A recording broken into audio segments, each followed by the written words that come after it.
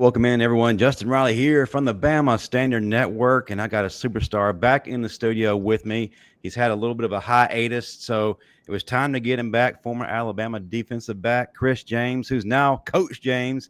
They're keeping him busy in high school, so we had to pull him on for a few minutes because tomorrow Alabama takes on Vanderbilt. And if you would have asked me a long time ago that this would be a marquee matchup, I would have said you were absolutely crazy. I probably would have bet some money on it and thought I'd cash out at the end of the day. But here we are. Chris, man, glad to have you back, brother. They've been talking about this game for a long time. We beat Georgia. We get respect for 5 minutes, but now it's all of a sudden switched to Vanderbilt. And to be quite honest with you, no one seems to be giving Alabama a chance. So we got to talk about this. I need to know your thoughts because they're acting like Vandy's about to be a giant killer for the second year in a row. And since you're a former player and since you are a coach, I get the best of both worlds. So I'm ready to pick your brain. So let me just ask it right out the chute.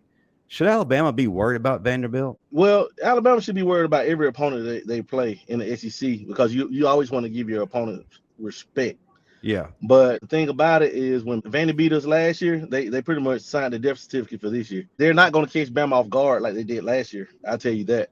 And so therefore, I expect that Bama to have a pretty good week of practice of being locked in. Because when you have a good locked in week of practice, you tend to turn it on that Saturday. For example, like Georgia, Wisconsin, those games that we needed a wake up call for. Because I think the worst thing that happened to college football was Alabama losing to Florida State. I think that was the worst thing for college football because now you have a pissed off Bama team every week because everybody is looking at Bama as the Bama that played Florida State when they're not that same version. Yeah, you're right. Now, many expected what Diego Pavia did to us last year was a fluke, but so far it's not proving to be so. The offense is humming. And matter of fact, last year, that game, Alabama had their most missed tackles versus them over any other opponent we faced. The biggest concern to me, now I want you to be real with me, eye discipline, aligning right. I know Yes. we beat Georgia. We had that monster stop in the red zone by LT Overton towards the later part of the game, which ultimately led us to win. But the fact is, we weren't lined up right, and we just managed to get lucky. Is eye discipline still a concern for you as Vandy comes to town? Yes, very much so because that's what got us last year. Missed tackles and not being in position. We weren't communicating on defense, which left us vulnerable in a few spots. And playing a team like Vanderbilt is going to go back to like playing a Gus Malzahn type of offense with a lot of eye candy that makes you where the offense gets you in a situation to what they want to see, so they can trick you into doing what they want you to do, kind of lure you in to do to doing to what they want you to do, as opposed to Georgia. It's pretty much see ball, get ball. Now we got to be really disciplined, man. We got to talk. Communication is the key. The linebackers got to talk. The secondary has to talk. The defensive line, we have to be on one page defensively because, as you can see, last year we couldn't get off the field, Right. and that's what did us in. So the key is getting off to a fast start. We need to open up the game with a 3-and-out, get Vandy off the field a couple of times and put some points on the board. Get them to where they're one dimensional to where they have to throw it. Because when the playbook's wide open, it's going to be tough. So you got to get them to where you get them behind the chains. You can't let them get 5-6 yards of chunk plays on first down.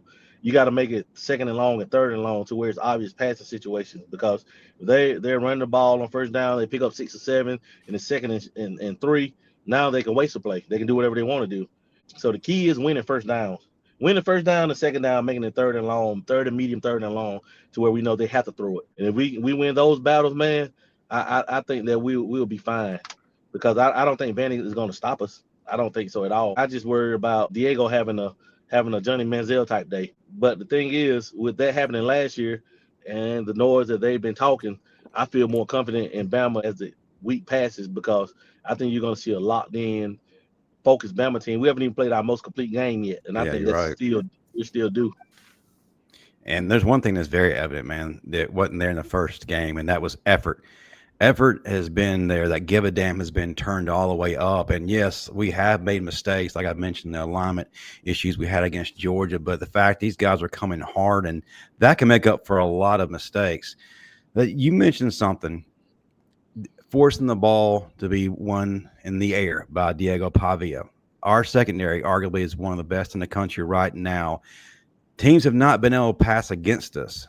Why have we been so successful in that secondary, and can they play a huge role in this game? Well, first off, because we have aggressive DBs. We have long, big, tall, long corners, big safeties. I think my MVP may be Bray Hubbard. Yeah. The things he does, and not only the passing game, but the running game as a whole, man, he is like that guy's going to play on Sundays. He won't sit in that green room for long. We have talent, man. We've recruited well at the position. We've had some key transfers in, Drayshawn Jones, and the guy that's coming along to me is Draco Patrick Jr. with his physicality. I'm liking him more and more as I watch him. That he's a dog, man. And I'm glad that we're getting a rotation of guys that we're getting in, because playing an offense like Vanderbilt that keeps the chain moving, you're gonna have DBs that are tired. So now you can be able to throw some guys in there to keep our secondary fresh. We just have talented corners, man. Like all our corners are gonna play on Sundays. Those guys are well coached. Mo Linguist is one of the most underrated DB coaches in the country. You add, to me, the best safety coach in the country, Jason Jones. You got top-notch coaching up premier talent. And that's a recipe for success, especially with the talent buys in. It seems like everybody's bought in. It's hard for passing windows, man. It's hard to get separation from these guys, man. And with that happening, that gives the defensive line time to apply more pressure. Like Overton, Yeah. he's big in the pass rush. Overton, and I think a healthy James Smith in the second half, Yeah. woo, that's gonna spell doom, man. That's gonna spell doom for him. So I really think we're gonna get after these guys, man. And you got a pissed off Bama team with something to prove. I think it's gonna be hard for Vandy to really get rolling. With that being said, tell Alabama fans why they should not be worried about this game tomorrow. Put it like this: you should have been more worried about going into Athens than you are playing Vanderbilt at home on a revenge game. I mean, not to take Vandy lightly, but Right. I just don't think they're going to come in with what happened last year, and that's the biggest issue. Now, maybe if we'd have went in there and spanked them last year, did something this year, they may have been able to sneak up on us. But now you have Bama's full attention for a whole week, and you're about to see a very physical and pissed off Bama team tomorrow. In 30 seconds, tell me your X factor or X factors for Alabama to win. Number one, we have to protect Ty, give Ty time. You give Ty time, we're going to put up points, because I don't think Vandy secondary can cover our receivers. Open up holes in the run game. We have to stay ahead of the chains, get some yardage on first downs, make it second and short. You don't want to be in long third down situations, but yet you want to put them in long third down situations so you can get off the field. Last week, third downs was a big factor in the Georgia game, and we won third downs and we won the game. So I think the same thing is going to boil down to this week, was because we couldn't get off the field last year. If I can recall, Vanderbilt held the ball for what, like 40 minutes of the game, over 40 minutes. It was a crazy type thing. So I think that Bama, if they can get off the field on third down, and if we can rattle Diego, I know it's going to be hard, but what I mean by that is constantly keep pressure in his face. Don't let him sit in a clean pocket. Don't let him have big running lanes. Like, let's just get to him and hit him. Every chance you get, hit him. And he's going to start to wear down by the second half. I love it. All right. I know you got to get to your game, so going to get right to it. Give me your game prediction. I like Bama 38, Vanderbilt 17. Oh, okay. Slow down the offense. I love it. All right. Well, that'll do it for us. Stay tuned for more great content. Roll Tide.